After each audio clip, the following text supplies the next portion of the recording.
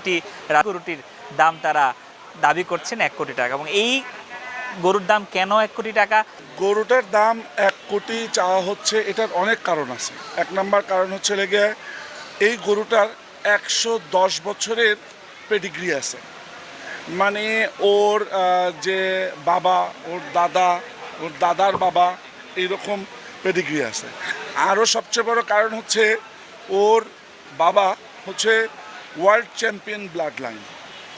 এটা হচ্ছে American V8 র্যাঞ্চের আপনার যে নোবেল সিরিজ, ওদের সবচেয়ে বেস্ট সিরিজ যেটা নোবেল সিরিজের একটা বুল। তো এইটা হচ্ছে লাগিয়া মাংসের চিন্তা করে না, এটা হচ্ছে ওজনের চিন্তা করে না, এটা হচ্ছে লেগে আমি বলবো যে বংশমর্যাদাপূর্ণ গরু, এর জন্য দাম বেশি।